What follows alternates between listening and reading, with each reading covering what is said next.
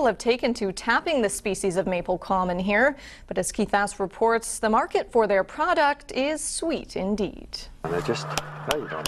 Tapping maple trees to make syrup.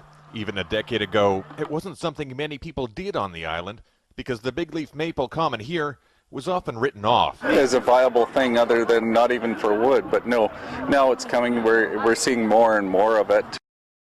And more, making big leaf syrup is already moving from being a hobby to sweet business. Now the demand is so much higher than the supply. It flies off our own shelves so fast that by the time the tapping season's over, we're out of syrup. Gary Backlund was one of the first people to tap into the big leaf maple as a business after being introduced to its thick, rich syrup at a woodlot course. I looked at it and it looked a bit like turpentine, and I thought, oh, this is not going to be very good. And I took one taste and I was hooked. If you want to put your finger on it and taste it? He started tapping his own trees, and between publishing a book and leading workshops, he's shown hundreds of others how to as well.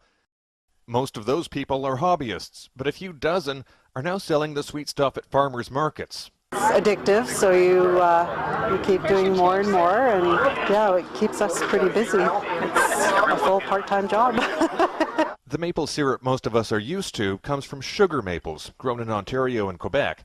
But the crowd here for the 6th Big Leaf Maple Syrup Festival shows people are starting to discover the local flavor. It was good, thank you.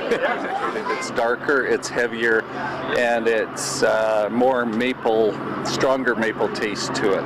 Oh, it does. It has a more of a caramel, butterscotchy taste. It does have a slightly sweet taste. And while how much sap the trees produce is highly weather dependent, more and more producers are jumping in and buying commercial evaporators, encouraged in part by the fact that maple syrup production now counts towards tax-exempt status for farms and the local food movement. You want this tree to leak sap. So Backlund expects more islanders will start to show their love for the big leaf maple.